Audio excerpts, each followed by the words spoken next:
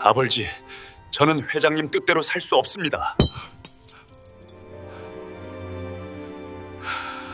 대한민국 굴지의 재벌 회장이 어느 날 저녁 식탁에서 아들의 입에서 튀어나온 한마디에 얼어붙습니다. 아버지, 저 분식집을 하는 여자와 결혼하겠습니다. 포크가 식탁 위에서 뚝 떨어지는 소리가 방 안에 울리고 회장의 표정은 순식간에 굳어지죠. 재벌가의 체면과 명예를 지켜온 그에게 분식집 며느리라는 말은 감히 상상조차 못한 충격적인 선언이었습니다. 이제 그 이야기를 시작하겠습니다. 구독과 좋아요는 다음 이야기를 이어가는 따뜻한 힘이 됩니다. 그날 저녁 아들의 목소리가 제 평정을 깨어냈습니다. 아버지, 저 결혼하겠습니다. 잔잔하던 공기가 한순간에 얼어붙었습니다. 식탁 위에 포크가 떨어지는 소리가 작게 울렸고 그 소리가 제 심장에 닿는 듯 했습니다. 저는 잠시 말을 잃었습니다. 손끝에 힘이 들어가며 와인잔의 흔들림이 미세하게 느껴졌습니다. 누구와 결혼하겠다고? 분식집을 운영하는 여자입니다. 그 말이 짧게 그러나 너무 선명하게 들렸습니다. 분식집, 재벌가의 외아들이 분식집 여자를 아내로 삼겠다는 말. 순간 머릿속이 하얘졌습니다. 민준아, 다시 한번 말해봐라. 그 말 정말 내가 진심으로 믿는 거니? 아니면 그냥 아버지 눈을 피하려고 하는 말이니? 아버지, 제가 그 사람과 2년 동안 진심으로 만나왔어요. 아버지가 반대하셔도 저는 이 사람과 결혼하겠습니다. 그의 목소리는 단단했습니다. 그 단호함이 낯설었습니다. 언제부터인가 아들이 제 말에 반박한 적이 없었는데 오늘은 그 눈빛 속에서 이상한 확신이 느껴졌습니다. 민준아, 결혼은 사랑만으로 되는 게 아니다. 집안의 체면, 명예, 우리가 쌓아온 이름이 있다. 그게 내 어머니와 나, 그리고 조부께서 평생 지켜온 것이다. 저는 체면보다 사람이 중요하다고 생각합니다. 그 사람은 진심으로 따뜻한 사람입니다. 따뜻한 사람. 그 말이 귀에 오래 남았습니다. 하지만 저는 곧바로 냉정하게 말했습니다. 민준아, 세상은 그렇게 단순하지 않다. 사랑은 금방 식고 현실은 냉정하다. 내가 사랑이라 부르는 감정은 아직 철없는 미련일 뿐이다. 그는 고개를 숙이지 않았습니다. 짧은 침묵이 흘렀고 그 침묵 속에서 제 말이 더 이상 닿지 않는 벽을 느꼈습니다. 아버지, 저 결혼하겠습니다. 어머니도 그러셨겠죠. 누군가를 마음으로 보고 싶을 때 이유를 따지지 않으셨을 겁니다. 그 말에 저는 아무 대답도 하지 못했습니다. 그는 천천히 의자에서 일어나 제 앞에 고개 숙여 인사했습니다. 그리고 문을 열고 나갔습니다. 문이 닫히자 방 안은 갑자기 넓고 텅 비어 보였습니다. 시계 초침 소리가 유난히 크게 들렸고 잔 위의 물결만이 잔잔히 흔들리고 있었습니다. 저는 천천히 자리에서 일어섰습니다. 그리고 서재로 향했습니다. 커튼을 열자 창밖으로 겨울밤의 공기가 스며들었습니다. 도시의 불빛은 여느 때처럼 반짝였지만 그 속에서 제 마음은 묘하게 차가웠습니다. 책상 위 가족 사진을 바라보았습니다. 젊은 시절의 제 얼굴은 자신감으로 가득 차 있었습니다. 그러나 그 얼굴이 지금의 저와는 전혀 다른 사람처럼 느껴졌습니다. 그때는 모든 것을 이성으로 판단하고 돈과 성공만이 가치라고 믿었습니다. 사람을 마음으로 본 적이 있었던가? 문득 그런 생각이 들었습니다. 손에 들린 와인잔을 내려놓고 의자에 앉았습니다. 창밖에서 차가운 바람이 스며들었지만 그보다 더 냉랭한 건 제 마음이었습니다. 아들이 사랑한다는 그 여자를 떠올렸습니다. 분식집을 운영한다는 여자. 이름도 얼굴도 배경도 모르는 사람. 하지만 아들이 그렇게 확신한다면 어디선가 그럴 만한 이유가 있을 것입니다. 그럼에도 불구하고 저는 그 이유를 믿지 않았습니다. 사람은 모두 어떤 목적을 가지고 접근한다고 배워왔으니까요. 저는 인생을 그렇게 살아왔고 그 방식으로 성공했습니다. 하지만 이상했습니다. 그녀의 존재가 마음 한켠을 계속 건드렸습니다. 아들이 그렇게까지 지키려는 사람이라면 단순한 호기심이 아니라 무언가 더 있을 것 같았습니다. 그날 밤 잠을 이루지 못했습니다. 불을 끈 방 안에서 시계 초침 소리만 들렸습니다. 시간이 흘러도 눈을 감을 수가 없었습니다. 머릿속에는 계속 그 말이 맴돌았습니다. 분식집을 운영하는 여자입니다. 단순한 직업 하나가 왜 이렇게 마음에 남는지 모르겠습니다. 왠지 그 말 속에는 아들이 지켜주고 싶은 사람의 향기가 묻어 있었습니다. 확인해야겠다. 내 눈으로 직접 봐야겠다. 새벽녘 저는 그렇게 결심했습니다. 다음 날 비서에게 조용히 지시했습니다. 사설 탐정 한 사람 불러오게. 네, 회장님. 어떤 일로? 확인할 게 있다. 이름은 이지은. 28살 분식집을 운영한다. 비서는 놀란 눈치였습니다. 하지만 더 묻지 않았습니다. 그는 메모를 남기고 나갔고 방 안은 다시 고요해졌습니다. 창문을 열자 차가운 새벽 공기가 밀려들었습니다.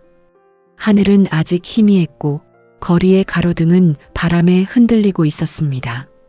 그 불빛을 보며 문득 이런 생각이 들었습니다. 혹시 내가 틀렸다면? 그 짧은 의문이 떠올랐지만 곧 스스로를 다그쳤습니다. 아니, 확인하면 된다.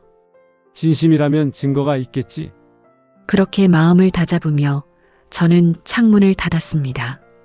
그리고 다시 한번 스스로에게 말했습니다. 사람을 판단할 때는 감정에 휩쓸리지 말고 정확한 정보에 기반해 판단해야 한다. 그 말이 입 밖으로 나오는 순간 제 마음 어딘가에서 작은 균열이 일어나는 걸 느꼈습니다. 하지만 저는 그걸 외면했습니다. 아직은 인정하고 싶지 않았습니다. 책상 위 시계를 보니 새벽 5시였습니다. 긴 밤이 지나고 첫 새벽빛이 창가를 비추었습니다. 그 빛이 서류 위에 고요히 닿았습니다. 그날 아침 저는 처음으로 제 삶을 조금 낯설게 바라보았습니다. 모든 것이 완벽해 보이던 세상 속에서 한 사람의 이름이 제 마음의 질서를 흔들고 있었습니다. 그때는 몰랐습니다. 그녀를 향한 그 작은 의심이 곧 제 인생 전체를 바꾸어 놓을 거라는 것을. 며칠째 흐린 날씨가 이어졌습니다. 회장실 창밖으로 보이는 도시는 여전히 분주했지만 제 안은 이상하리만큼 고요했습니다. 커피를 한 모금 마셨지만 향이 거의 느껴지지 않았습니다. 마음이 다른 곳에 가 있으면 모든 감각이 반으로 줄어드는 법이겠지요. 비서가 문을 두드렸습니다. 회장님, 요청하신 자료가 도착했습니다. 저는 조용히 고개를 끄덕이며 봉투를 받았습니다.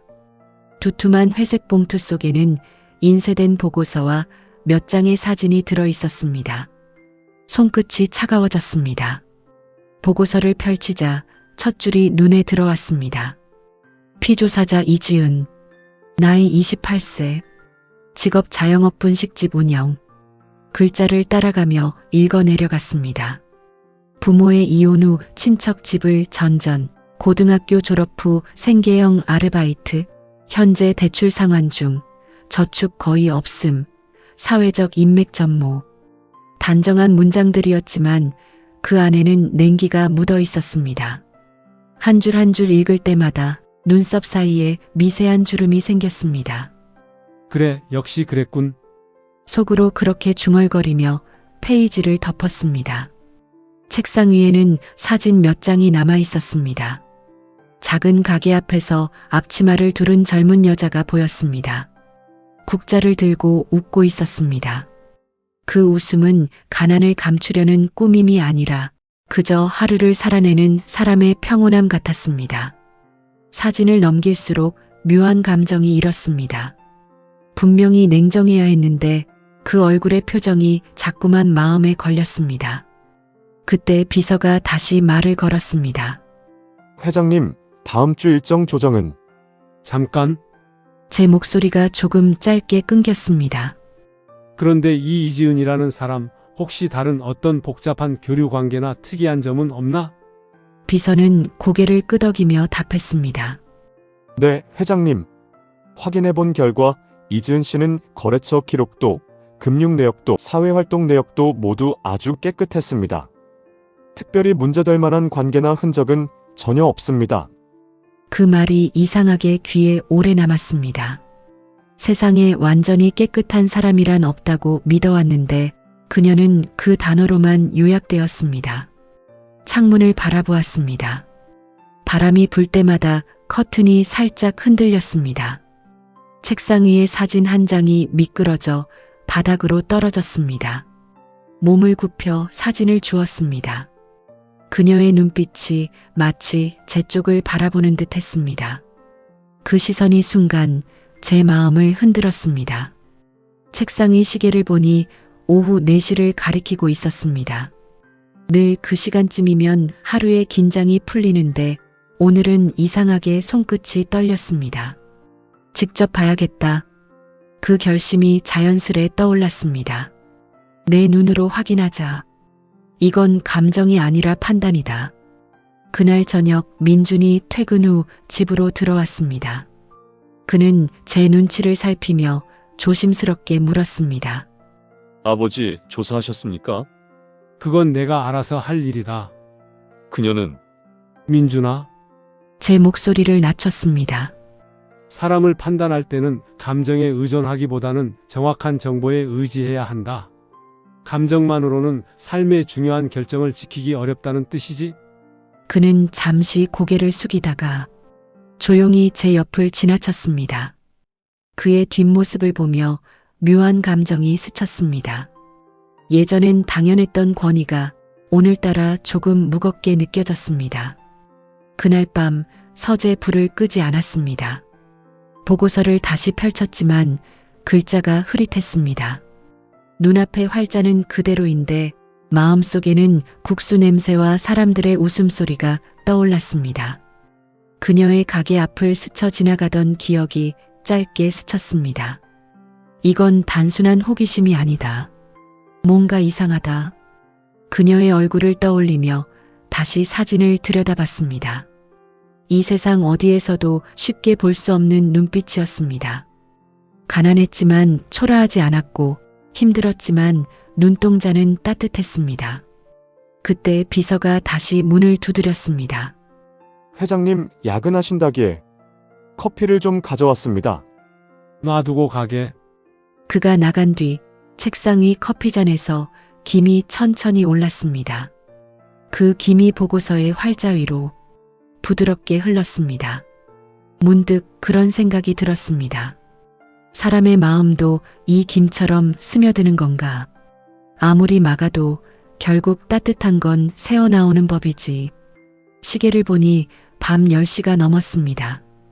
커튼을 걷자 멀리 건너편 빌딩의 불빛이 흐릿하게 번지고 있었습니다. 그 불빛이 묘하게 따뜻하게 보였습니다.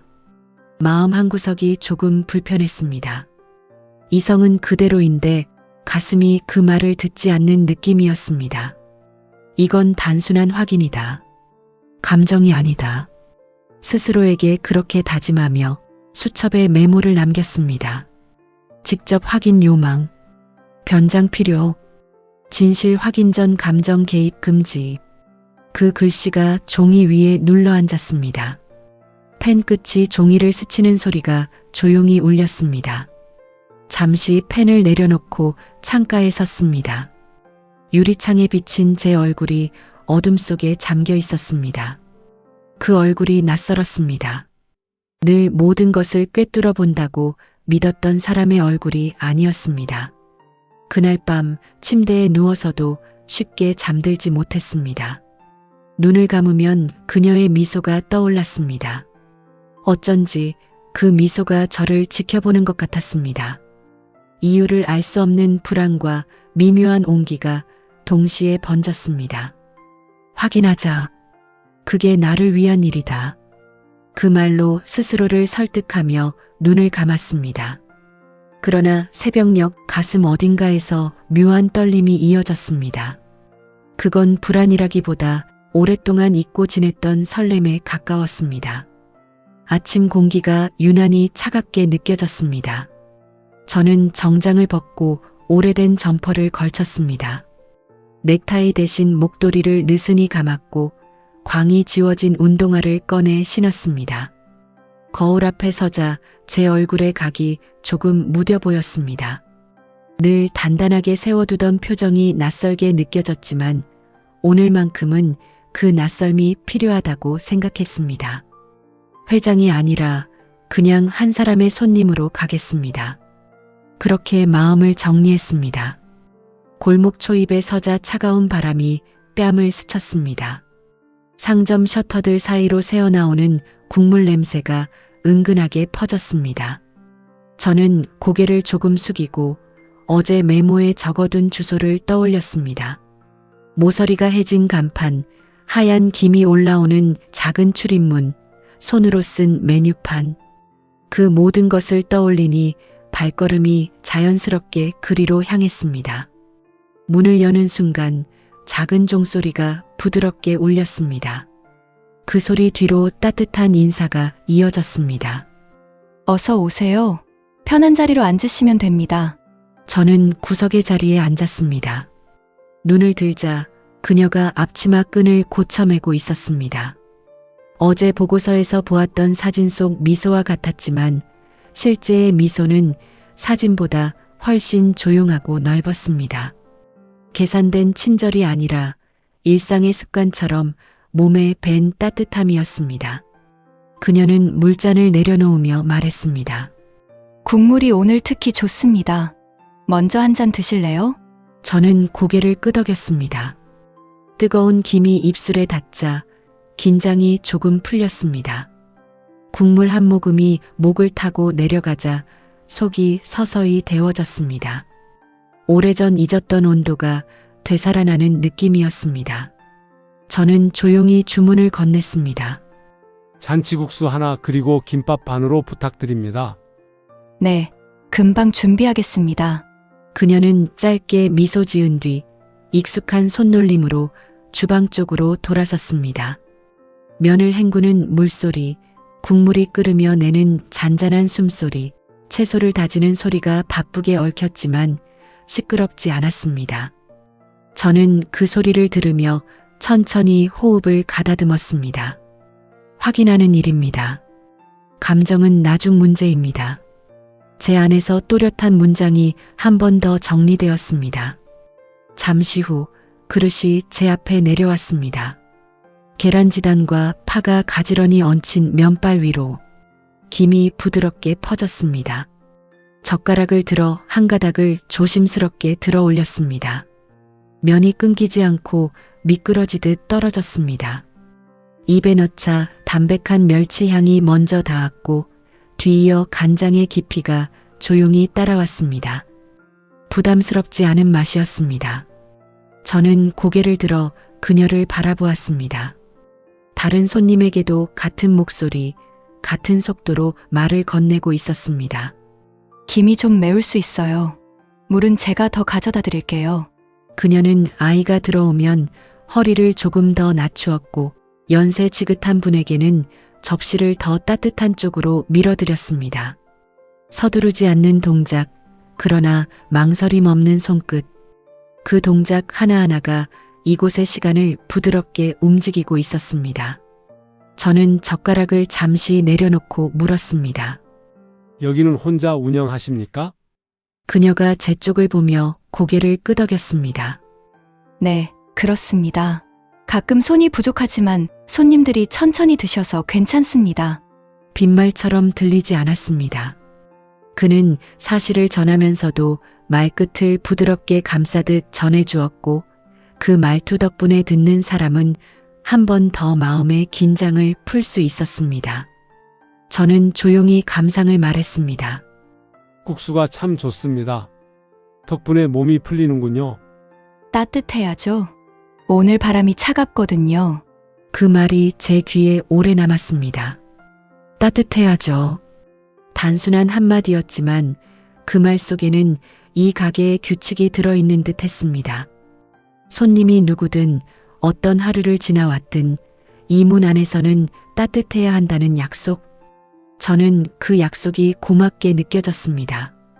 창밖을 스치는 바람 소리와 가게 안 접시 부딪히는 소리가 어우러졌습니다. 저는 천천히 국물까지 비우고 물을 한 모금 더 마셨습니다. 계산대로 가서 지폐를 꺼내놓자 그녀가 영수증을 건네며 말했습니다. 감사합니다. 바람이 세니 목도리 꼭 하세요. 네, 덕분에 따뜻해졌습니다. 문을 나서는 제 뒷목으로 찬 공기가 다시 스며들었지만 아까만큼 차갑지는 않았습니다. 저는 골목 입구에 서서 숨을 한번 고른 뒤 발걸음을 일부러 천천히 옮겼습니다. 바닥의 물기 위로 햇빛 조각이 부서졌고 상가 간판의 그림자가 조용히 길어졌습니다. 머릿속에서는 몇 가지 문장이 처음 계획과 다르게 정리되고 있었습니다. 누군가를 위해 계산 없이 내민 손, 그게 진짜 오래가는 온기입니다. 방금 그 친절은 오래 갈 것 같습니다. 저는 스스로에게 그렇게 말하면서도 약간의 불편함을 느꼈습니다. 예정된 결론과 다른 감정이 끼어드는 것을 원래 좋아하지 않았기 때문입니다. 한 블록쯤 걸음을 옮기다 문득 발길을 멈췄습니다. 가게 안에서 나눴던 단순한 문장들이 자꾸 떠올랐습니다. 따뜻해야죠. 천천히 드세요. 목도리 꼭 하세요. 손해를 보지 않으려는 말들이 아닌 어쩌면 작은 손해를 감수하더라도 사람을 먼저 챙기려는 말들이었습니다. 저는 호주머니에서 수첩을 꺼냈습니다. 오늘의 메모를 적었습니다. 응대 안정적. 손님의 속도를 먼저 본다. 언어의 온도 높음. 불필요한 설명 없음. 국물 밸런스 우수. 글씨를 적다 말고 한 줄을 더 추가했습니다. 사람들을 이해하려는 대신 그들의 마음에 잔잔한 평온을 전해주는 사람. 그날 오후 회사로 돌아와 회의에 앉아 있었지만 생각은 자꾸 골목으로 흘렀습니다. 실적 그래프의 곡선보다 주방에서 들리던 잔잔한 소리들이 더 선명했습니다. 발표가 끝나고 모두가 빠져나간 회의실에서 잠깐 혼자 앉아 있었습니다. 마음이 묘하게 비었습니다. 그 빈자리를 채운 것은 어젯밤의 의심이 아니라 오늘의 온기였습니다. 그 온기가 금세 사라질 거라 생각했는데 이상하게 오래 머물렀습니다. 저는 스스로에게 조용히 물었습니다. 혹시 내가 어제와 다른 눈으로 세상을 보고 있는 건 아닐까요? 저녁 무렵 민준이 들어와 조심스럽게 제 눈치를 살폈습니다. 저는 먼저 말을 꺼내지 않았습니다. 대신 식탁에 앉아 조용히 물잔을 들었습니다. 그는 더 묻지 않았습니다. 식사가 끝날 즈음 저는 아주 천천히 한마디를 꺼냈습니다. 사람을 마음으로 본다는 말이 요즘 들어 자꾸 떠오르는구나. 민주는 놀란 듯 했지만 아무 말도 하지 않았습니다. 그의 표정이 잠깐 흔들렸고 다시 단정해졌습니다. 그 흔들림이 제 마음에 잔물결을 남겼습니다. 저는 더 설명하지 않았습니다. 설명은 때때로 감정을 가난하게 만들기 때문입니다. 대신 생각을 한 줄로 정리했습니다. 내일도 가보겠습니다. 오늘은 온도를 받고 내일은 상황을 보겠습니다. 밤이 깊어질수록 가슴이 조용해졌습니다. 침대에 누워 눈을 감자 작은 가게의 공기가 떠올랐습니다. 따뜻해야 한다고 말하던 목소리, 새로 깎은 김밥 끝의 반듯함, 물잔을 내려놓던 손끝의 정확함. 저는 이런 것들을 그동안 중요하게 생각해 본 적이 없었습니다. 실적과 성과, 명예와 체면, 그런 큰 단어들만 가슴 앞에 세워두고 살았습니다. 그런데 오늘 처음 느꼈습니다.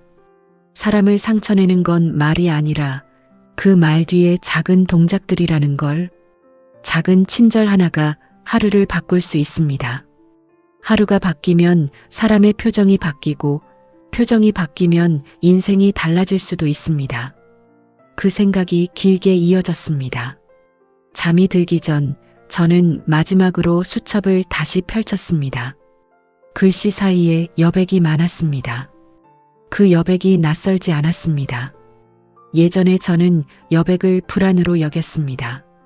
빈칸을 숫자로 채우고 일정으로 눌러야 마음이 편했습니다.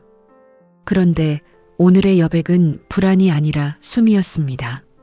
숨을 고르고 마음을 놓을 수 있는 자리였습니다. 저는 여백 아래에 아주 작은 글자를 적었습니다. 내일 조금 더 가까이. 그렇게 눈을 감았고 깊게 잠들었습니다. 꿈속에서조차 목소리는 낮고 온화했습니다. 따뜻해야죠. 그 말이 바람결처럼 스치고 지나갔습니다. 깨어났을 때 아직 새벽이었지만 마음은 어제보다 가벼웠습니다. 저는 창을 조금 열어 찬 공기를 들였습니다. 차가운 공기가 폐를 지나며 정신을 맑게 했습니다. 오늘은 어떤 장면이 기다리고 있을지 생각했습니다. 어제와 같은 평온이 펼쳐질 수도 있고 뜻하지 않은 상황이 생길 수도 있습니다.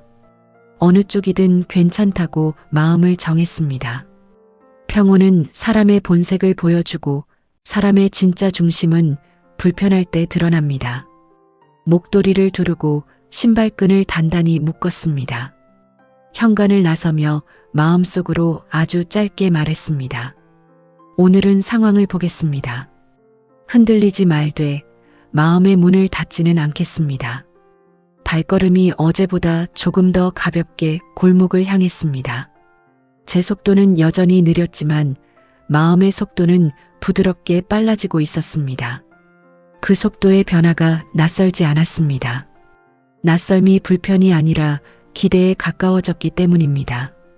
골목 입구가 보일 즈음 저는 앞서 보이는 작은 가게 문을 떠올렸습니다.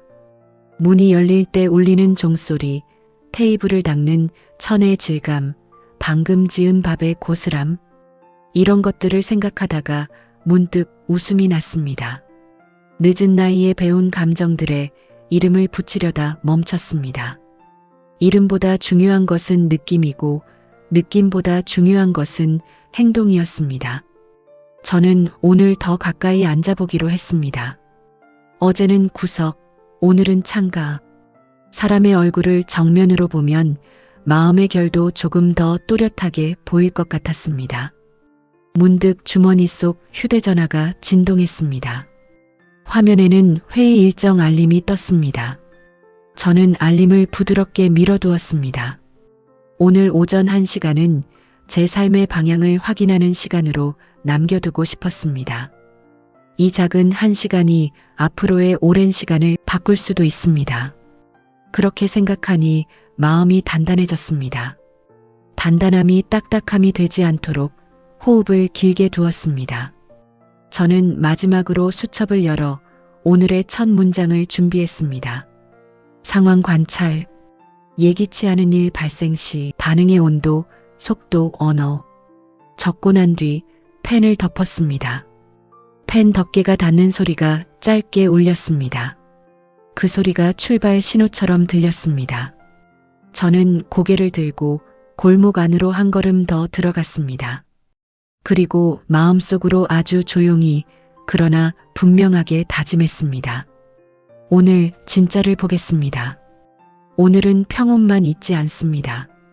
뜻하지 않은 소란, 그리고 한 사람의 위급한 순간이 제 앞에 나타납니다. 그때 제가 본 것은 계산 없는 부드러움이 위기 앞에서 얼마나 강인해지는가 하는 사실이었습니다. 그날도 저는 이른 시간에 집을 나섰습니다. 전날 적어둔 메모를 한 번 더 읽고 접었습니다. 오늘은 상황을 보겠습니다. 흔들리지 말되 마음의 문을 닫지는 않겠습니다. 그 문장이 마음속 호흡처럼 잔잔히 움직였습니다. 골목에 들어서자 찬 바람이 뺨을 스쳤고 제 숨소리가 조금 길어졌습니다. 문득 어제의 국물 온도가 떠올랐습니다. 몸을 데우는 맛과 마음을 데우는 말이 다르지 않다는 생각이 들었습니다. 저는 조용히 마음을 가라앉히고 가게 문을 열었습니다. 종소리가 한 번 울리고 익숙한 인사가 들렸습니다. 어서 오세요. 오늘은 자리가 금방 찰 것 같습니다. 따뜻한 자리부터 안내해 드릴게요. 그녀의 음성은 늘 그렇듯 단단하게 낮았습니다. 저는 고개를 숙여 인사하고 창가에 앉았습니다. 테이블에는 물잔이 미리 놓여 있었고 물 위에는 작은 빛이 가만히 떠 있었습니다. 저는 물잔을 손에 쥐며 조용히 말했습니다. 어제와 같은 국수로 부탁드립니다. 김밥은 오늘은 한 줄로 하겠습니다. 네, 알겠습니다. 오늘은 파를 조금 더 얹겠습니다. 바람이 차가워서요. 그 한마디가 제 귀를 부드럽게 지나갔습니다. 오늘도 어제처럼 평온하겠구나, 그렇게 생각했습니다. 그런데 그 평온은 오래가지 않았습니다. 문 쪽에서 갑자기 큰 발소리가 들렸고 거친 숨소리와 함께 젊은 남자가 안으로 들어왔습니다. 그는 의자를 잡아당기며 앉더니 메뉴판을 툭 치듯 밀었습니다. 김밥 2줄 떡볶이 하나? 근데 빨리요. 나 시간 없어요. 그녀는 고개를 숙이며 정중히 대답했습니다. 네, 최대한 빨리 준비하겠습니다. 혹시 매운맛은? 그건 됐고 빨리 하라니까. 또 늦게 나오면 별점 테러합니다. 그 말에 가게 안의 공기가 잠시 굳었습니다. 저는 젓가락을 멈추고 그 남자를 바라보았습니다.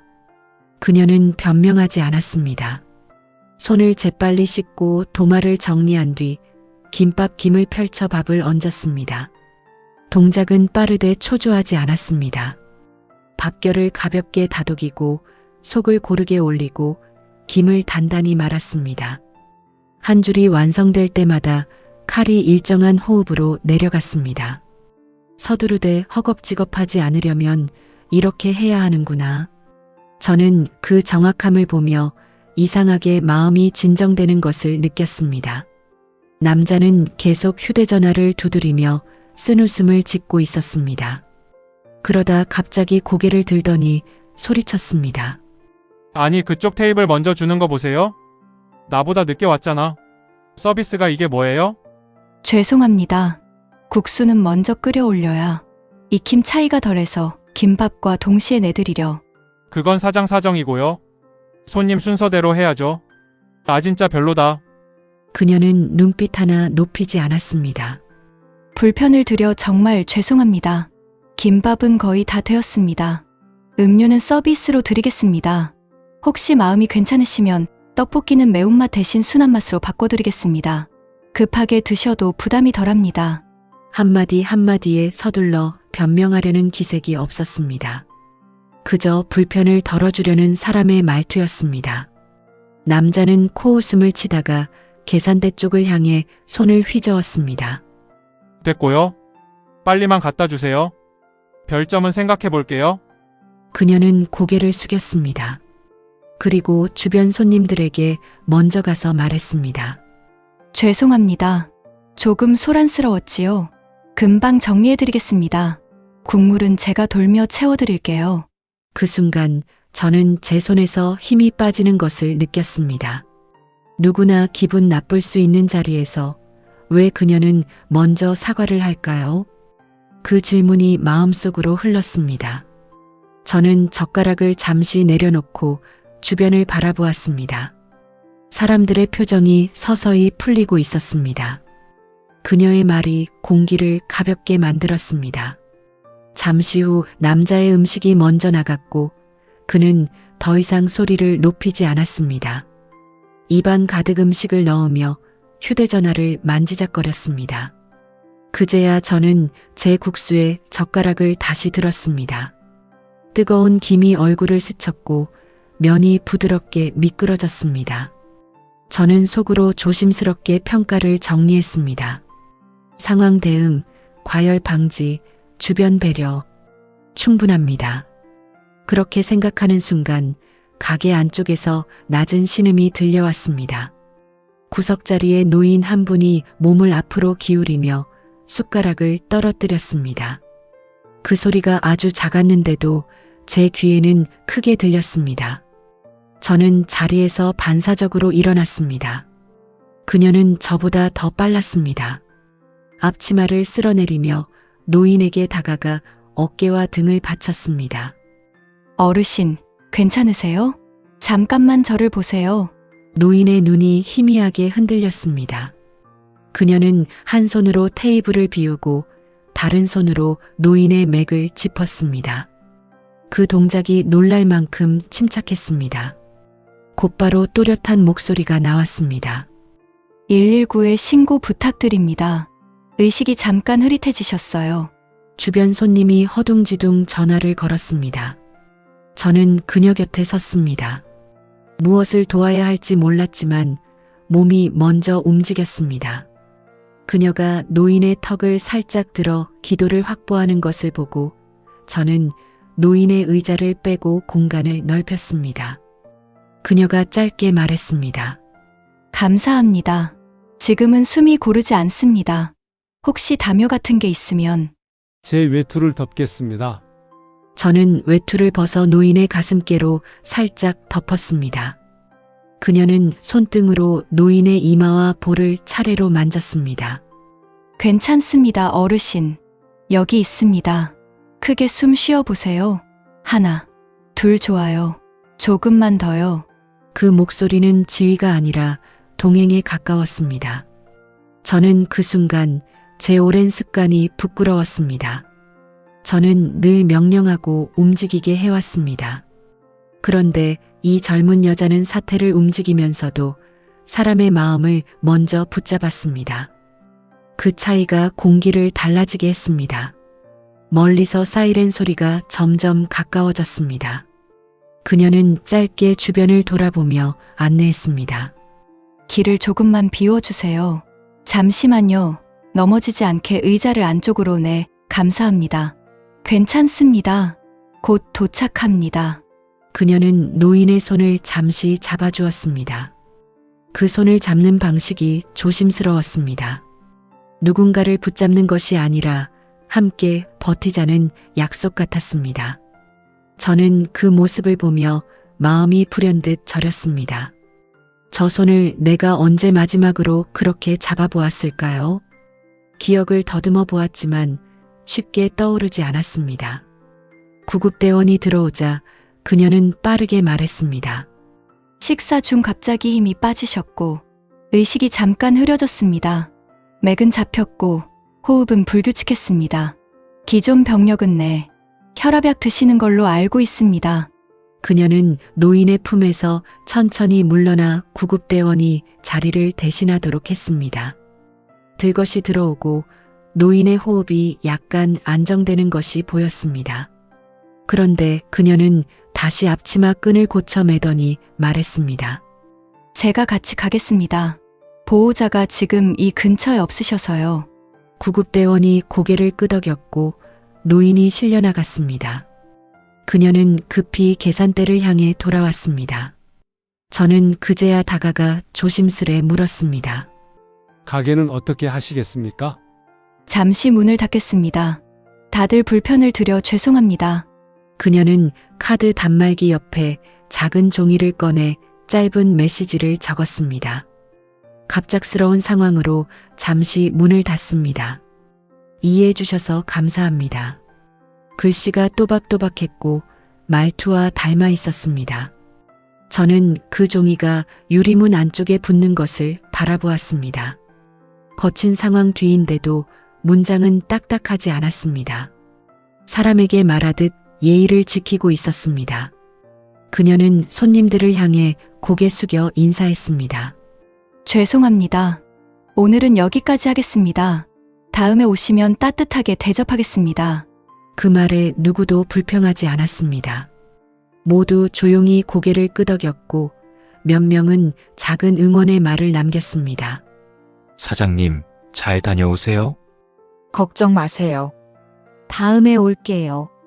그녀가 마지막으로 저를 바라보았습니다.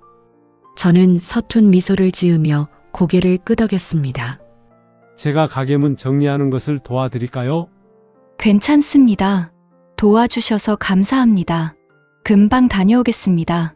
그녀는 그렇게 말하고 바깥으로 나갔습니다.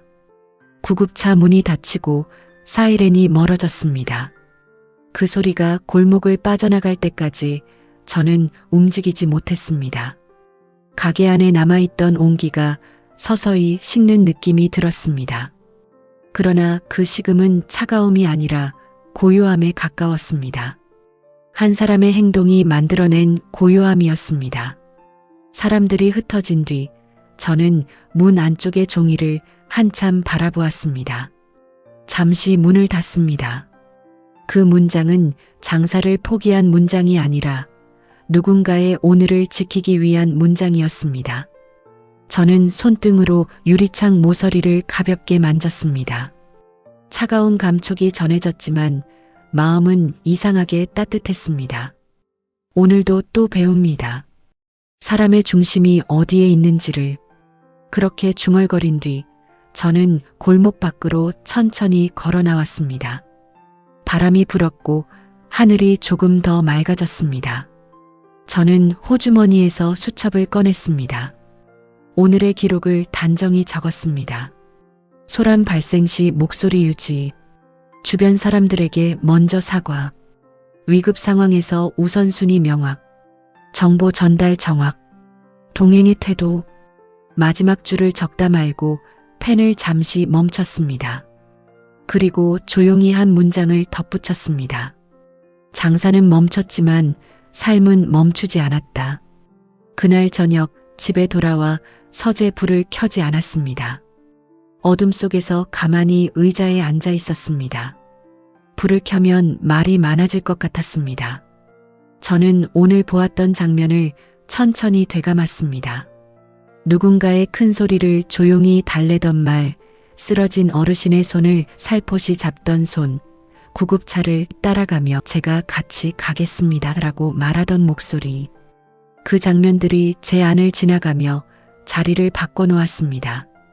저는 문득 스스로에게 물었습니다. 나는 그동안 무엇을 지켜왔습니까? 체면과 명예, 숫자와 성과, 그 모든 것들로 집을 지었습니다. 하지만 오늘 보니 그 집은 바람이 불면 흔들리고 누군가가 쓰러지면 난감해지는 집이었습니다. 그녀가 지키는 집은 달랐습니다. 크지 않아도 단단했고 화려하지 않아도 따뜻했습니다. 누군가가 들어오면 먼저 자리를 내주고 누군가가 쓰러지면 먼저 같이 뛰었습니다. 저는 그 차이를 마주하며 오래 말이 없었습니다. 밤이 깊어질수록 마음이 가벼워졌습니다. 가벼워졌다는 말이 맞는지 모르겠습니다. 차라리 맑아졌다고 해야 할 것 같습니다. 복잡한 계산이 거치고 중요한 것 몇 가지가 명료해졌습니다. 어떤 손을 잡을 것인가? 어떤 문장을 남길 것인가? 어떤 순서로 움직일 것인가? 저에게 필요한 질문은 그 세 가지뿐이었습니다. 잠들기 전 수첩을 다시 펼쳐 마지막 줄을 썼습니다. 내일 새벽 조금 더 일찍. 적고 나니 마음이 확실해졌습니다. 저는 천천히 불을 켰다가 곧 끄고 어둠 속에서 조용히 눈을 감았습니다. 눈꺼풀 안쪽으로 골목의 유리문이 떠올랐습니다. 거기에는 여전히 같은 문장이 붙어 있었습니다. 잠시 문을 닫습니다. 이해해 주셔서 감사합니다. 그 문장을 떠올리며 저는 부드럽게 속삭였습니다. 네, 저는 충분히 이해합니다. 그리고 고맙습니다. 그날은 그렇게 제 안에 조용히 스며들었습니다. 그러나 끝은 곧 시작과 닿아 있었습니다. 내일 새벽 저는 더 이른 시간에 그 골목으로 향할 것입니다. 저는 이제 압니다. 어떤 온기는 새벽의 차가운 공기 속에서 더 또렷해진다는 것을. 그날 이후 저는 이상한 습관이 생겼습니다. 이른 새벽이면 눈이 저절로 떠졌고 창밖의 어둠이 조금씩 희어질 때까지 생각을 정리했습니다. 어제와 오늘의 경계가 느슨해질 무렵 마음속에서 누군가의 목소리가 들렸습니다. 잠시 문을 닫습니다. 이해해 주셔서 감사합니다. 그 문장이 여전히 제 안에 머물러 있었습니다. 사람이 사람을 이해한다는 게 이렇게 따뜻한 일일 줄 몰랐습니다. 그날 이후 제 시선은 조금 달라졌습니다. 회사 보고서의 숫자보다 직원들의 표정이 먼저 보이기 시작했습니다. 그러나 저는 그 변화를 입 밖으로 꺼내지 않았습니다. 말로 하기에는 아직 어색했고 스스로도 그 이유를 다 알지 못했기 때문입니다. 며칠 후 토요일 새벽 무심코 시계를 보니 아직 해가 뜨기 전이었습니다. 그녀의 가게가 문을 닫은 지 며칠이 되었고 노인분의 상태가 궁금했습니다. 저는 차에 시동을 걸며 짧게 중얼거렸습니다. 괜찮으셨으면 좋겠군요. 차창 밖으로 바람이 지나가며 희미한 먼지들을 밀어냈습니다. 골목에 도착하니 아직 문이 닫혀 있었습니다. 그런데 이상하게도 가게 앞에 사람들이 서 있었습니다. 10대 명쯤 되는 노인들이 벽을 따라 조용히 줄을 서 있었습니다. 손에는 장바구니나 낡은 보자기가 들려 있었습니다. 누군가는 두 손을 비비며 발끝을 구르고 있었고 누군가는 서로에게 담요를 덮어주며 이야기를 나누고 있었습니다. 저는 차 안에서 그 광경을 한참 바라보았습니다. 처음에는 영업 시작을 기다리는 손님인가 싶었습니다. 하지만 시계를 보니 아직 6시도 되지 않았습니다. 그 시간에 분식집 앞에 줄을 서 있는 사람들, 그것도 대부분 연세가 많은 분들이라니 이상했습니다. 그때 가게 문이 천천히 열렸습니다. 익숙한 목소리가 들렸습니다. 추우시죠? 오늘은 어묵국이 먼저 나갑니다. 천천히 들어오세요. 그녀였습니다. 두꺼운 옷 위로 앞치마를 둘렀고 머리는 깔끔하게 묶여 있었습니다. 손에는 큰 냄비를 들고 있었고 김이 피어오르는 국물 냄새가 골목을 채웠습니다. 그녀는 줄 서 있던 어르신들에게 한 사람씩 국자를 내밀며 말했습니다. 오늘은 새멸치로 국물을 냈어요. 드시고 나가실 땐 조심하세요. 바닥이 미끄럽습니다. 그 말투에는 상업적인 기색이 전혀 없었습니다. 그녀는 사람을 손님으로 대하는 게 아니라 이웃으로 대하고 있었습니다. 저는 그 모습을 멍하니 바라보다가 문득 생각했습니다. 이건 장사가 아니라 나눔이구나.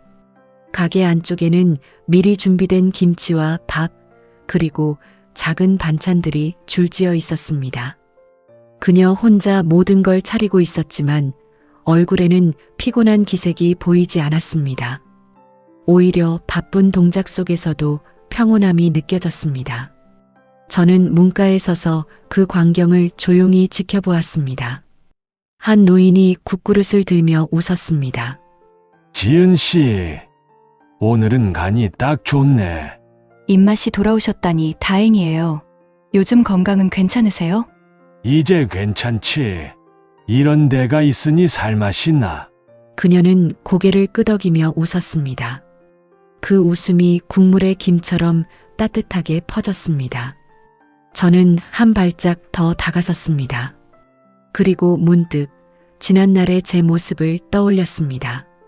세상에는 오직 가진 사람과 없는 사람 두 부류만 있다고 믿던 시절이었습니다. 그 믿음이 얼마나 어리석었는지를 지금 그 골목 안에서 보고 있었습니다. 노인들이 식사를 마치자 그녀는 한 분 한 분의 이름을 불렀습니다. 박 여사님, 약 드셨죠? 김 어르신, 어제도 오셨는데 오늘은 좀 괜찮으세요?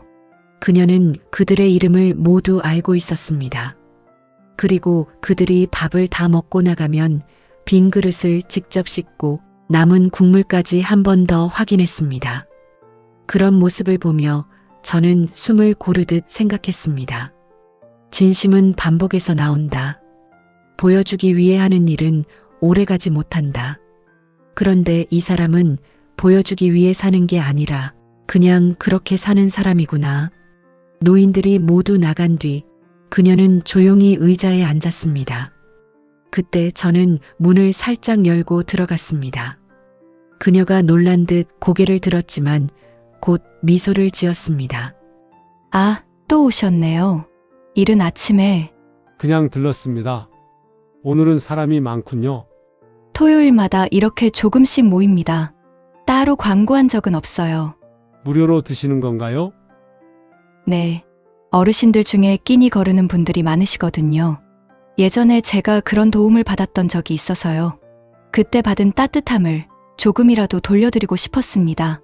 그녀는 커피를 내려 제게 권했습니다. 저는 조심스럽게 받으며 물었습니다. 이런 일을 얼마나 하셨습니까? 벌써 3년쯤 됐네요. 처음엔 혼자 하다가 이제는 동네 분들이 도와주세요. 3년이라는 숫자가 제 가슴에 박혔습니다. 저는 잠시 말이 나오지 않았습니다. 그녀는 조용히 웃으며 말했습니다. 어렵게 사는 사람들끼리라도 서로 챙기면 세상이 그렇게까지 차갑지는 않더라고요. 그 말이 제 안 깊숙이 스며들었습니다. 그녀는 다시 일어나 주방으로 향했습니다. 설거지 소리가 들렸고 그 소리가 마치 음악처럼 들렸습니다. 저는 자리에서 일어나 그녀의 등을 바라보았습니다. 그 등에는 피곤이 아니라 묘한 단단함이 묻어 있었습니다. 지은 씨, 네. 그때 쓰러지셨던 어르신은 괜찮으신가요? 아, 예. 다행히 괜찮으세요. 병원비 걱정이 많으셨는데 동네 분들이 조금씩 도와주셔서 무사히 퇴원하셨답니다. 그렇군요. 정말 다행입니다. 그녀가 잠시 멈춰서며 말했습니다. 그분이 그러시더라고요. 살다 보면 누군가가 건네준 따뜻한 한 끼가 평생을 버티게 해준다고요. 저는 고개를 끄덕였습니다. 그 말이 마음속 어딘가에 오래 머물렀습니다. 잠시 후 그녀는 수줍은 듯 웃으며 덧붙였습니다. 저도 그런 사람이 되고 싶어요. 누군가가 힘들 때 그냥 밥 한 끼로 버텨낼 수 있게 하는 사람. 그 말을 들은 순간 저는 아무 대답도 할 수 없었습니다. 가슴이 조용히 데워지는 느낌이었습니다. 저는 그저 고개를 숙여 인사했습니다. 오늘은 좋은 걸 많이 배웠습니다. 별 말씀을요. 회장님, 따뜻한 하루 되세요. 그녀는 여전히 저를 회장님이라 불렀습니다. 하지만 그 말에는 예전처럼 거리감이 없었습니다. 그녀가 제 안의 벽을 조용히 녹이고 있었기 때문입니다. 가게를 나와 차로 돌아오는 길에 하늘에는 옅은 햇살이 퍼지고 있었습니다. 도로에 떨어진 낙엽 위로 빛이 부서졌습니다.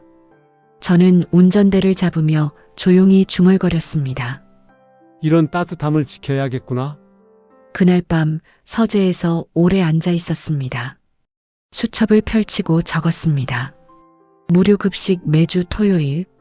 자발적. 3년 지속. 이유. 받은 따뜻함을 돌려주기 위해. 그 아래에 작은 글씨로 덧붙였습니다. 그녀는 베푸는 사람이 아니라 나누는 사람이다. 그리고 한참 동안 펜을 들지 않았습니다. 펜 끝에서 묘한 떨림이 느껴졌습니다. 마음이 흔들린다는 건 이성의 벽에 금이 갔다는 뜻일지도 모릅니다. 그러나 그 금은 부서짐이 아니라 빛이 들어오는 틈이었습니다. 그날 이후 저는 결심했습니다. 이 따뜻함이 꺼지지 않도록 돕겠다고. 그녀의 가게가 편히 숨 쉴 수 있도록 뒤에서 바람을 막아주는 역할을 하겠다고. 그것이 지금의 제가 할 수 있는 가장 인간다운 선택이라고 생각했습니다.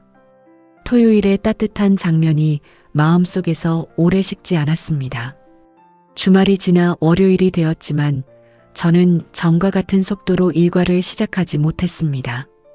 보고서를 펼치면 숫자는 선명했으나 제 시선은 자꾸만 직원들의 표정과 말끝의 온도로 흘러갔습니다. 이전에 저는 일의 정확함만 보았고 오늘의 저는 사람의 호흡을 먼저 보았습니다. 변화라고 이름 붙이기엔 사소했지만 그 사소함이 하루 전체의 결을 바꾸었습니다. 오전 회의가 끝났을 때 저는 잠시 사람들을 머물게 하고 조용히 말했습니다. 오늘 발표 수고했습니다. 혹시 지난 분기 정리 과정에서 과로한 분들이 있다면 이번 주 안에 휴식 계획부터 세워주십시오. 성과는 다음 주에 검토해도 괜찮습니다. 그 말이 제 입에서 자연스럽게 나오는 것이 놀라웠습니다. 누군가 눈을 동그랗게 뜨며 저를 보았고 또 누군가는 고개를 아주 작게 끄덕였습니다. 회의실 문이 닫히자 저는 혼자 남아 의자에 앉았습니다. 마음이 묵직했습니다. 나는 무엇을 먼저 지켜왔습니까?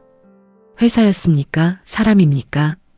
오랫동안 당연하게 여겼던 질문이 처음으로 저를 향해 바르게 서는 느낌이었습니다. 서재로 돌아와 낡은 수첩을 펼쳤습니다. 빈 페이지에 펜을 얹고도 한동안 글자를 만들지 못했습니다. 어머니의 사진, 젊은 날의 제 얼굴, 책장 맨 위에 놓인 오래된 공로패들이 차례로 떠올랐습니다. 그런데 그 사이에 새로 들어온 한 장면이 기어이 섞였습니다. 분식집의 김, 국자를 들고 있던 손, 따뜻해야죠라는 조용한 목소리. 그 장면이 공로패보다 더 반짝였습니다. 반짝임의 이유를 알기까지는 그리 오래 걸리지 않았습니다.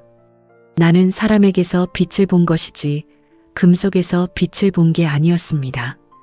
그날 오후 저는 회계 담당 임원에게 전화를 걸었습니다. 목소리를 최대한 담담하게 가다듬었습니다. 번지, 노후 상가 건물 하나가 나오는데 제가 직접 매입하겠습니다. 명의는 신탁으로 소유자는 비공개로 기존 임차인의 체납분이 있다면 전액 정리하고 예전 조건 그대로 유지하세요. 임대료는 당분간 인상하지 않습니다. 회장님, 현금 흐름상 큰 무리는 없지만 특별한 사유가 있으신지요? 사유는 묻지 마십시오. 조용히 깔끔하게 처리하면 됩니다. 계약 과정에서 임차인이 불안해하지 않도록 관리업체 명의로 안정적 임대 조건 보장 안내만 해 주십시오. 전화를 끊고 나니 마음이 갑자기 고요해졌습니다. 누군가의 목숨을 살린 것도 눈부신 선행을 한 것도 아니었습니다. 그러나 저로서는 처음 해보는 선택이었습니다. 내가 가진 것으로 누군가의 숨을 넓혀주는 일. 언젠가부터 돈은 저에게 성벽이 되었는데 오늘 그 성벽의 벽돌 한 장을 조심스레 들어 올려 다른 곳에 쌓아 올린 기분이었습니다. 성은 조금 낮아졌지만 길은 조금 넓어졌습니다. 저녁 무렵 민준이 집으로 들어왔습니다. 평소보다 제 표정을 오래 살피더니 저를 마주 앉아 물었습니다. 아버지, 오늘은 조금 다르게 보이십니다. 그래 보이느냐? 네. 이전엔 단숨에 말씀하셨죠. 그런데 요즘은 한 단어 한 단어를 고르시더군요. 말이라는 게 빨리 고른다고 좋은 건 아니래더구나. 그가 미소를 지었습니다. 저는 그 미소 안에 어머니의 온기를 보았습니다. 마음이 흔들렸습니다. 민준아, 내가 사랑한다고 한 사람은 어떤 사람인가? 너의 말이 아니라 내가 본 사실로 이야기해 보아라. 어려웠던 시절의 이야기를 잘 숨기지 않습니다. 부끄러워하지도 않습니다. 대신 그 과거를 누군가를 향한 친절로 바꾸려 합니다. 약속한 일은 꼭 지키려 하고 누군가가 상처받을 말을 될 수 있으면 하지 않으려 합니다. 그리고 저를 서두르게 만들지 않습니다. 제 속도를 기다려줍니다. 그의 말이 얼마나 천천히 또렷하게 이어지는지 저는 가만히 들었습니다. 말끝이 흔들리지 않았습니다. 저는 낮게 대답했습니다. 그렇다면 내가 본 사실을 나도 보아야겠구나. 민주는 더 묻지 않았습니다. 그날 밤 그는 작은 선반에 어머니의 사진을 조심스레 올려두었습니다. 저는 그 모습을 보며 한참 침묵했습니다. 말이 많아지면 중요한 말이 작아진다는 것을 저는 늦게 배웠지만 분명히 배웠습니다. 늦은 시간 창문을 조금 열었습니다. 겨울 공기가 들어왔고 커튼이 아주 작게 흔들렸습니다. 20살 무렵에 제 얼굴이 그 바람 사이로 떠올랐습니다. 모든 게 실패로 무너지던 날 공사장에서 내려와 길가에 쪼그리고 앉아 먹던 컵라면 한 그릇. 그때 낯선 노인이 건넨 종이컵의 온기가 손바닥을 데웠습니다. 저는 그 온기를 부끄러워했습니다. 사람의 선의는 약점이라고 마음속으로 무르지 않으려 애썼습니다. 그때의 결심이 오늘까지 저를 끌고 왔습니다. 그리고 오늘에 이르러 그 결심이 잘못이었다는 것을 조용히 인정했습니다. 약점이 아니라 숨이었습니다. 그 온기는 삶이 들어오는 통로였습니다. 다음 날 아침 법무팀과 관리업체의 진행 보고가 왔습니다. 일정대로라면 며칠 안에 소유권 이전이 완료되고 임차인에게는 안정적으로 계속 영업할 수 있다는 안내가 전달될 예정이었습니다. 저는 추가로 한 줄을 더 지시했습니다. 보증금 증액 요구 금지, 긴급 상황 발생 시 임대인의 책임 범위에서 수리 우선, 가게 운영에 지장이 없도록 공사는 오전 영업 전후로만. 메일을 보내고 나서야 손끝에 긴장이 풀렸습니다. 방해하지 않는 도움. 저는 그 말이 마음에 들었습니다. 잘 보이려는 도움은 때때로 상대를 작게 만들고 조용한 배려는 상대의 자리를 지켜줍니다. 저는 뒤로 물러나는 법을 배우고 있었습니다. 점심 무렵 오래 함께한 경영진 중 한 사람이 제 방을 찾았습니다. 조심스럽게 문을 닫고 앉으며 물었습니다. 회장님, 혹시 큰 방향을 바꾸실 생각이 있으십니까? 무엇을 의미합니까? 최근 회장님께서 사람에 대해 더 많은 시간을 쓰고 계십니다. 저희는 반갑습니다만 조직 전체의 리듬이 달라질 수 있습니다. 저는 웃었습니다. 리듬이 달라지는 게 나쁜 일만은 아닙니다. 그동안 너무 박자만 맞추느라 음색을 듣지 못했습니다. 사람이 음색입니다. 이번 분기부터 사회공헌팀의 권한을 조금 더 넓혀주고 현장 의견을 직접 들을 수 있도록 하십시오. 보고서는 짧게, 방문은 길게. 그는 의아한 듯 했지만 곧 고개를 끄덕였습니다. 문이 닫히고 방에 고요가 돌아왔습니다. 저는 가만히 손바닥을 마주대고 온기를 느꼈습니다. 변화는 이렇게 작은 문장으로 시작되는군요. 오후가 저물어갈 때 관리업체에서 다시 연락이 왔습니다. 체납 임대료 정리와 관련하여 임차인에게 불필요한 상처가 가지 않도록 서류상의 문장을 매우 부드럽게 조정했다는 보고였습니다. 금일로 연체분은 정리되었고 임대 조건은 기존 유지입니다. 앞으로도 안심하고 영업하시길 바랍니다. 저는 문장을 한 번 더 읽고 마지막에 짧은 한 줄을 덧붙이게 했습니다. 건강과 평안을 기원합니다. 서류에 그 말이 붙는다고 세상이 바뀌지는 않겠지만 문장의 온도가 사람의 하루를 바꿀 수 있다는 것을 저는 이제 조금 믿게 되었습니다. 저녁이 되어 집으로 돌아오는 길 신호에 걸려 잠시 멈춰 섰습니다. 유리 너머로 사람들이 바쁘게 걸어갔습니다. 어떤 이들은 어깨를 웅크렸고 어떤 이들은 서로의 팔을 가볍게 붙잡고 있었습니다. 저는 창밖을 보며 아주 조용히 중얼거렸습니다. 내가 오늘 한 일 중에 가장 사람답게 한 일이 무엇이었을까? 그 질문이 마음에 앉자 하루의 피로가 많이 줄었습니다. 사람답게 하는 일 하나만 남기면 된다. 저는 그렇게 스스로에게 대답했습니다. 그날 밤 서랍에서 오래 묵힌 봉투 하나를 꺼냈습니다. 아내가 생전에 마지막으로 남긴 짧은 편지였습니다. 한때 저는 그 편지를 읽고도 곧장 서랍에 넣어두었습니다. 일이 바쁘다는 이유로 마음을 미루었습니다. 오늘은 끝까지 읽었습니다. 사람을 서둘러 판단하지 마세요. 그 사람의 하루를 먼저 들어보세요. 문장을 손끝으로 천천히 더듬었습니다. 아내의 목소리가 다시 살아나는 듯 했습니다. 따뜻한 사람이었던 그가 지금의 저를 바라본다면 아마 오늘은 조금 미소 지었을 것입니다. 저는 눈을 감고 아주 낮게 답했습니다. 이제야 알겠습니다. 늦었지만 알겠습니다. 잠들기 전 마지막으로 수첩에 적었습니다. 건물 매입 완료 예정. 임차인 안정적 영업 지속 안내 진행. 이름 숨김 유지. 도움의 방식 방해하지 않기. 내일 사과 준비. 사과라는 단어를 적는 순간 가슴이 조금 떨렸습니다. 저는 무엇을 잘못했는지 알고 있었고 무엇을 말해야 하는지도 알 것 같았습니다. 누군가를 시험했다는 사실, 마음을 닫고 사람을 숫자로 보았다는 사실, 그리고 이제 그 숫자를 내려놓고 사람에게로 돌아가려 한다는 사실. 저는 그 모든 것을 한 사람 앞에서 말할 준비를 했습니다. 불을 끄고도 한동안 어둠 속에 누워 있었습니다. 어둠은 차갑지 않았습니다. 그 속에는 여백이 있고 숨이 있었습니다. 내일의 장면을 떠올렸습니다. 아들과 그녀를 마주 앉히고 제가 먼저 고개 숙여 사과하는 장면.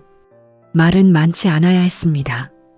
진심은 길게 설명하지 않아도 닿을 수 있다는 것을 저는 이제 압니다.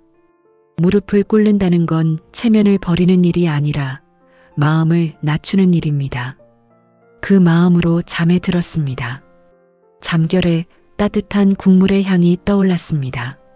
새벽길에 퍼지던 김, 이름을 불러주던 목소리, 자기 몫을 조금 덜어내어 누군가의 하루를 채우던 손. 저는 그 손을 내일 마주 잡을 것입니다.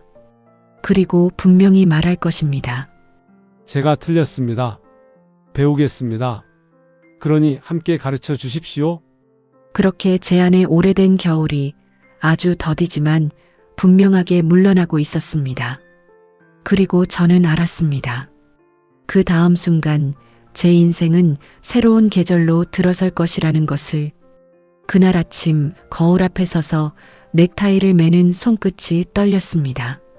서류를 넘길 때보다 훨씬 더 조심스러웠습니다. 수십 년 동안 수많은 계약 자리에 앉았지만 오늘처럼 마음이 복잡한 날은 없었습니다. 오늘은 협상도 보고도 아닌 진심을 고백하는 자리였습니다. 식당 예약은 이미 며칠 전에 마쳤습니다. 도심 한가운데의 조용한 레스토랑, 아내와 처음 식사하던 곳과 비슷한 분위기였습니다. 이 자리에 민준과 그녀 두 사람을 초대했습니다. 초대의 목적은 단 하나였습니다. 사과하기 위해. 도착 시간이 가까워오자 마음이 점점 무거워졌습니다. 식탁 위 와인잔이 빛을 반사하며 흔들렸고 저는 그 잔을 바라보며 마음을 가다듬었습니다. 잠시 후 문이 열리고 민준과 이지은이 함께 들어왔습니다. 그녀는 밝지도 어둡지도 않은 표정으로 저를 향해 인사했습니다. 잠깐만요. 그러면 회장님이 그때 그 가게에 오셨던 그 손님이셨던 건가요? 맞아요. 변장을 하고 직접 확인하러 갔었지요. 아마 그래서 나를 못 알아본 것도 무리는 아니었을 겁니다. 정말 깜짝 놀랐어요. 전혀 눈치채지 못했거든요. 이렇게 만나게 돼서 나도 사실 조금은 미안하네요. 그래도 와줘서 고맙습니다. 그녀는 조심스럽게 자리에 앉았습니다. 민주는 제 옆이 아니라 제 맞은편에 앉았습니다. 예전 같았으면 그 사실이 신경 쓰였을 겁니다. 하지만 오늘은 아니었습니다. 이제야 그 자리가 옳다는 걸 알고 있었기 때문입니다. 잠시 정적이 흘렀습니다. 저는 와인잔을 내려놓고 천천히 말을 꺼냈습니다. 두 사람에게 할 말이 있습니다. 민준이 제 얼굴을 바라봤습니다. 그의 눈빛에는 조심스러움과 긴장, 그리고 약간의 두려움이 섞여 있었습니다. 저는 그 시선을 피하지 않았습니다. 나는 3번이나 당신의 가게를 찾아갔습니다. 그녀가 놀란 듯 눈을 크게 떴습니다. 민준도 숨을 고르며 저를 바라봤습니다. 저는 고개를 숙이며 계속 말했습니다. 변장까지 하고 당신을 지켜봤습니다. 돈 때문일 거라 생각했고 체면을 지키려는 마음에 내 아들의 사랑을 의심했습니다. 그건 잘못이었습니다. 완전히 철저히 잘못된 판단이었습니다. 그녀의 손이 조용히 무릎 위에서 떨렸습니다. 저는 그 떨림을 보며 더 낮은 목소리로 말을 이어갔습니다. 당신의 가게에서 처음 국수를 먹었을 때 그 따뜻한 맛이 왜 그렇게 오래 남았는지 이제야 압니다. 그건 음식의 온도가 아니라 사람의 온도였습니다. 당신의 말과 손끝, 그리고 마음이 담긴 온도였습니다. 민준이 입을 열려다 멈췄습니다. 저는 그의 눈을 보며 말했습니다. 민준아, 나는 그동안 내게 많은 걸 가르쳤다고 생각했는데 사실은 내가 더 배워야 할 사람이었다. 잠시 말을 멈추고 숨을 고르니 목 뒤까지 뜨거움이 차올랐습니다. 저는 자리에서 천천히 일어섰습니다. 두 사람의 시선이 제게 향했습니다. 이제는 회장으로서가 아니라 한 사람으로서 그리고 한 아버지로서 말하겠습니다. 그 말이 끝나자 저는 무릎을 꿇었습니다. 식탁 밑에 차가운 대리석이 무릎에 닿는 순간 세상이 고요해졌습니다. 민준이 놀라며 일어나려 했지만 저는 손짓으로 말렸습니다. 이지은 씨, 네, 회장님. 제발 우리 며느리가 되어 주십시오. 제가 당신에게서 배웠습니다. 당신은 돈보다 체면보다 훨씬 귀한 것을 가지고 계십니다.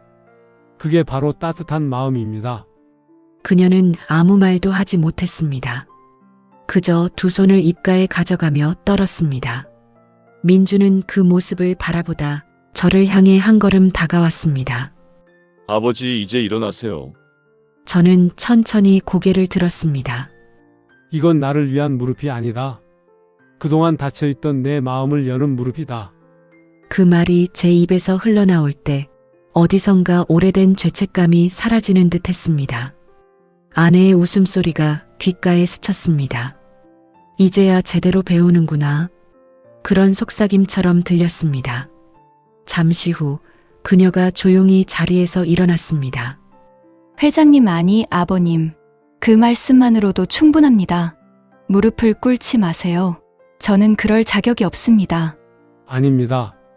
자격은 가진 사람이 아니라 남에게 따뜻함을 줄 줄 아는 사람이 갖는 겁니다. 그녀의 눈에 눈물이 맺혔습니다. 민준이 제 어깨를 잡았습니다. 저는 그의 손등을 감싸며 말했습니다. 나는 이제 알겠다.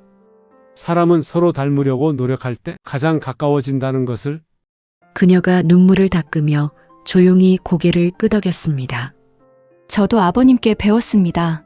진심은 결국 전해진다는 걸요. 그 말에 저는 미소를 지었습니다. 짧은 침묵이 흘렀습니다. 그 침묵 속에는 사과와 용서, 그리고 새 출발이 함께 있었습니다. 누구도 먼저 웃지 않았지만 세 사람 모두의 표정이 부드러워졌습니다. 그날 식사는 오래 걸리지 않았습니다. 음식의 맛보다 대화의 여운이 더 길었습니다. 식사가 끝나갈 무렵 저는 와인잔을 들어 천천히 말했습니다. 오늘 이 자리에서 약속하겠습니다. 앞으로 내 인생의 절반은 가진 것을 나누는 일에 쓰겠습니다. 그게 나의 두 번째 인생이 될 것입니다. 민준이 잔을 들어 조용히 맞부딪혔습니다. 그녀도 미소를 띠며 잔을 들었습니다. 와인잔이 부딪히는 소리가 낮게 울렸습니다. 그 소리가 유난히 따뜻하게 들렸습니다. 식당을 나설 때 문 앞의 종소리가 처음 만났던 그날처럼 울렸습니다. 밖에는 눈이 조금씩 내리고 있었습니다. 흰 눈이 천천히 떨어져 인도 위를 덮었습니다. 저는 잠시 하늘을 올려다보았습니다. 이제 겨울이 다르게 느껴졌습니다. 예전에는 막혀있는 계절 같았는데 지금은 시작을 감싸주는 계절처럼 느껴졌습니다. 차에 타기 전 저는 그녀에게 다가가 말했습니다. 지은 씨 고맙습니다. 내 아들을 지켜줘서, 그리고 나까지 변화시켜줘서. 아버님, 고맙습니다.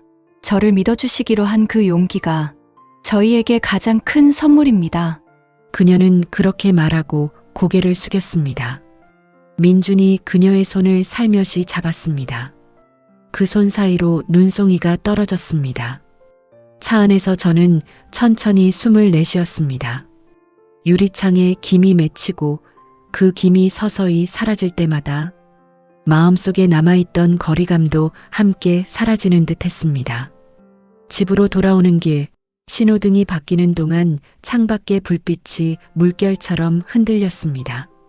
그 빛 속에서 저는 오래된 말 하나를 떠올렸습니다. 진짜 부자는 많이 가진 사람이 아니라 많이 나누는 사람이다. 그 말이 이제야 제대로 들렸습니다. 저는 그날 밤 수첩에 마지막으로 이렇게 썼습니다. 오늘 무릎을 꿇었다. 그러나 고개는 들었다. 사람 앞에서 낮아진 마음이야말로 가장 높이 서 있는 마음이다. 펜을 내려놓자 마음이 고요해졌습니다. 그 고요함 속에서 저는 알았습니다. 내일이 새로운 시작이 될 것이라는 것을, 그리고 그 시작은 누군가의 손을 잡는 일에서부터일 것이라는 것을. 결혼식은 소박했습니다. 많은 사람을 부르지 않았고 화려한 장식도 없었습니다. 하얀 천 아래 놓인 작은 테이블과 그 위에 올려진 국화 몇 송이, 그리고 가족의 미소면 충분했습니다. 그날 저는 오랜만에 양복을 새로 맞췄습니다. 예전에는 옷감의 질감과 가격표를 먼저 봤지만 이날만큼은 거울 속 제 얼굴을 먼저 봤습니다. 주름이 많아졌고 머리도 희끗했지만 표정이 오래간만에 편안했습니다. 그 표정 하나로 충분하다고 느꼈습니다. 식이 끝난 뒤 지은 씨는 가게 일을 계속하겠다고 했습니다. 저는 반대하지 않았습니다. 그녀의 삶은 일터에서 빛났고 그 손끝에서 사람의 마음이 데워졌으니까요. 그 따뜻한 리듬을 내가 끊을 이유는 없었습니다. 며칠 후 토요일 아침이 되었습니다. 저는 평소보다 더 일찍 일어나 양복 대신 셔츠와 조끼를 입었습니다. 지은 씨의 가게 앞에는 이미 익숙한 노인분들이 줄을 서 있었습니다. 그날 저는 그 줄의 맨 뒤에 섰습니다.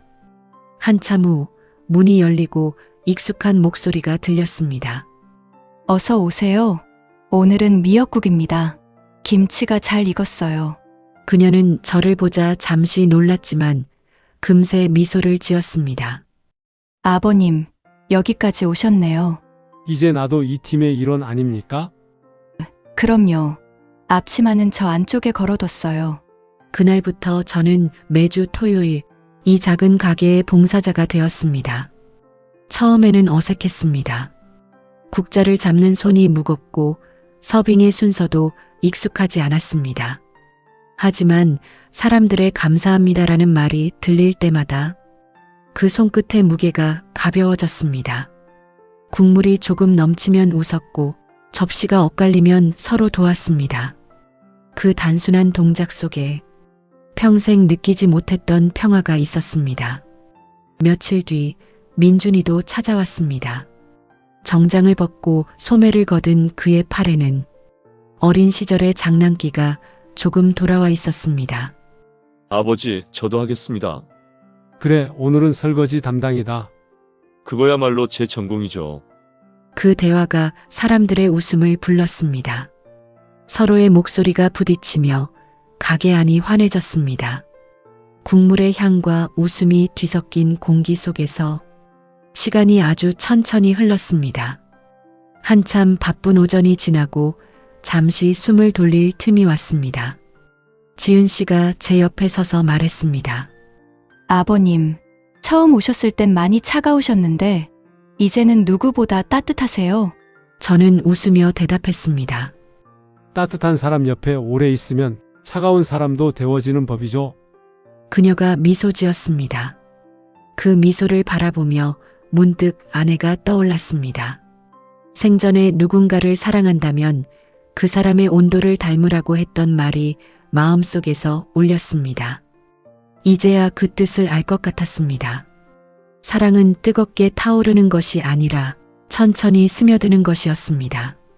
며칠 후 회사에서도 작은 변화가 있었습니다. 사회공헌팀의 보고서가 제 책상 위에 올라왔습니다. 예전 같으면 검토란에 서명을 하고 넘겼겠지만 이날은 서류를 천천히 읽었습니다. 노인복지센터 지원, 청년 창업기금, 그리고 지은 나눔재단이라는 새 항목이 있었습니다.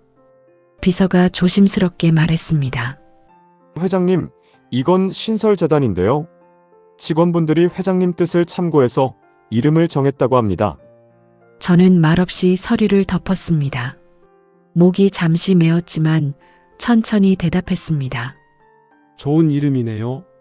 그 이름에는 따뜻함이 있으니까요. 그날 저녁 퇴근길에 다시 가게에 들렀습니다. 문 안에서 지은 씨와 민준이 함께 설거지를 하고 있었습니다. 수증기가 가득 찬 공기 속에서 웃음소리가 퍼졌습니다. 저는 문턱에 서서 조용히 그 모습을 바라봤습니다. 수고했어요. 오늘도 따뜻하네요. 그녀가 뒤돌며 말했습니다. 아버님, 덕분이에요. 그 순간 저는 깨달았습니다. 누군가의 덕분에라는 말 속에는 그 사람의 진심이 전부 들어있다는 것을. 저는 고개를 끄덕이고 자리에 앉았습니다. 앞치마를 벗으며 생각했습니다. 이제 내 인생의 무게는 줄었지만 온도는 높아졌다. 그날 밤 집으로 돌아와 서재 창문을 열었습니다. 바람이 부드럽게 들어왔습니다. 책상 위에는 한 권의 수첩이 놓여 있었습니다. 그 수첩의 마지막 페이지를 펼치고 이렇게 썼습니다. 진짜 인생은 지금부터다. 나누는 손이 따뜻한 사람, 그 사람이 진짜 부자다. 펜을 내려놓자 마음이 고요하게 가라앉았습니다. 창밖에는 별이 하나둘 떠올랐습니다. 그 빛이 유리창에 부딪혀 방 안으로 번졌습니다. 저는 조용히 미소 지었습니다. 65년을 살면서 지금이 가장 행복하다. 돈으로 살 수 없는 평화, 사랑으로만 느낄 수 있는 온기, 그것이 지금 내 삶의 중심에 있었습니다. 멀리서 지은 씨의 가게 불빛이 희미하게 보였습니다. 그 불빛은 오늘 하루를 마무리하는 등불 같았습니다. 저는 속삭이듯 말했습니다. 이제 알겠습니다. 사람의 마음은 나눌수록 따뜻해지는 법이군요. 창밖으로 시선이 머물렀습니다. 골목을 걷는 노인들의 모습이 보였고 그들 옆에는 익숙한 두 사람이 나란히 걷고 있었습니다.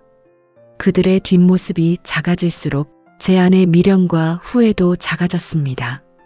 대신 마음 한가운데서 새로운 빛이 피어올랐습니다. 그 빛은 오래된 어둠을 밀어냈습니다. 저는 조용히 눈을 감았습니다. 오늘도 잘 살았다는 확신, 그리고 내일도 따뜻하게 살겠다는 다짐이 하나의 숨으로 이어졌습니다. 진짜 인생이 이제 시작된 것입니다. 에필로그.